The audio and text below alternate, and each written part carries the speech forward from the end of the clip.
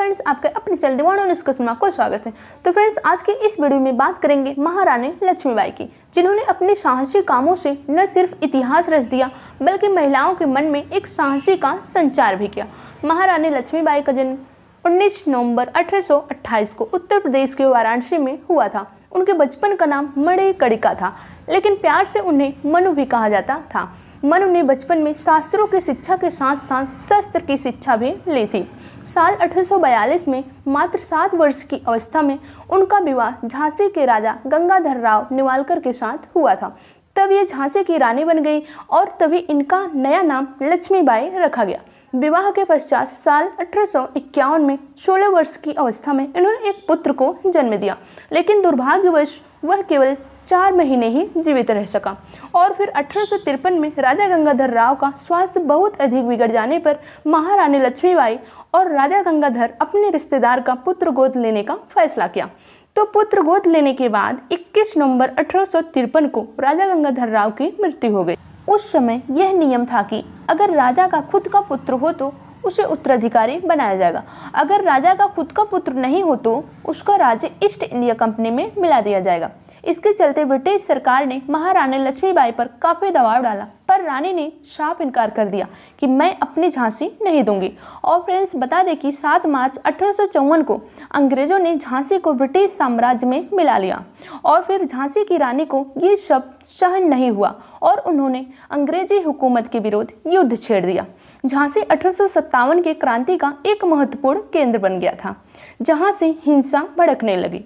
रानी लक्ष्मीबाई ने झांसी सुरक्षा के लिए स्वयंसेवक सेना बना डाली। इसमें महिलाओं की भर्ती की गई और उन्हें युद्ध की ट्रेनिंग दी गई। 1858 की जनवरी माह में अंग्रेजों ने झांसी की ओर बढ़ना शुरू कर दिया और मार्च के महीनों में अंग्रेजों ने उस शहर को घेर लिया और फिर अंग्रेजों ने युद्ध स्टार्ट कर दिया। तब रानी लक्ष्मीबाई ने तात्या टोपे से मदद मांगा और तात्या टोपे 20,000 सेना के साथ अंग्रेजों से टक्कर लेने आ पहुंचे। लेकिन फ्रेंड्स, अफसोस इस बात की है कि वो पराजित हो गए। रानी लक्ष्मीबाई के एक सैनिक के मुकाबले अंग्रेजों के 2 सैनिक लड़ रहे थे और रानी लक्ष्मीबाई ने दोनों हाथों से दोनों तरफ वार कर रही थी। लड़ते लड़ते एक अंग्रेज सैनिक ने रानी लक्ष्मीबाई के सीने में संगीन भोंक दिया, लेकिन रानी लक्ष्मीबाई ने तुरंत ही मुड़ के अपने ऊपर हमला करने वाले अंग्रेजी सैनिक पर पूरी ताकत से तलवार लेकर टूट पड़ी। रानी को लगी चोट उतनी गहरी तो नहीं थी, लेकिन घाव से खून काफी ज्यादा तेजी से निकल रहा था। तो रानी जब अंग्रेजों के सैनिक कम होते देखा तो वहां से भाग निकलने की कोशिश की। अचानक घोड़े पर दौड़ते दौड़ते उनके सामने एक छोटा सा पानी का झरना आ गया। रानी लक्ष्मीबाई को लगा कि वो घोड़े को एक छलांग लगाएगी, वो घोड़ा झरने के पार हो जाएगा, तब कोई पकड़ भी नहीं सकता।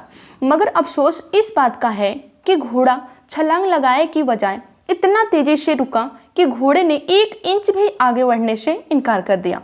तभी उन्हें कमर में बाएं तरफ राइफल की एक गोली लग गई तो रानी की बाएं हाथ का तलवार छूटकर जमीन पर नीचे गिर पड़ी। उन्होंने हाथ से अपने निकलने वाले खून को दबाकर रोकने की कोशिश की। तब तक एक अंग्रेज रानी के घोड़े के पास पहुंच चुका था।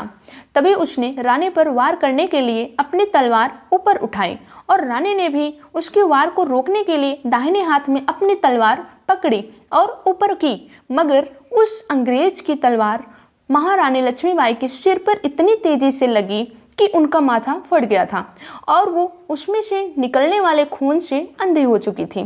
तभी रानी ने अपनी पूरी ताकत लगाकर उस अंग्रेज सैनिक पर जवाबी वार किया, लेकिन वह सिर्फ उसके कंधे को ही घायल कर पाए। रानी घोड़े से नीचे गिर गई। तभी अचानक उसके एक सैनिक ने अपने घोड़े से कूदकर उन्हें अपने हाथों में उठा लिया। तुरंत ही रानी लक्ष्मीबाई को पास ही के एक मंदिर में ले जाया गया। तब तक रानी लक्ष्मीबाई की सांसें चल रही थी। रानी लक्ष्मीबाई की लगातार हालात बिगड़ते ही जा रहे थे। तो रानी ने आखिरी सांसें लेते हुए बोले कि मेरा शरीर अंग्रेजों के हाथ नहीं लगना चाहिए। तो फ्रेंड्स, इस वीरांगना लक्ष्मीबाई के बारे में क्या ख्याल है, जिन्होंने आखिरी सांसें तक लड़ती रही? कमेंट बॉक्स में जरूर बताएं और ऐसे ही मजे वीडियो पाने के लिए चैनल को लाइक करें, सब्सक्राइब करें एंड शेयर करें। Thank you.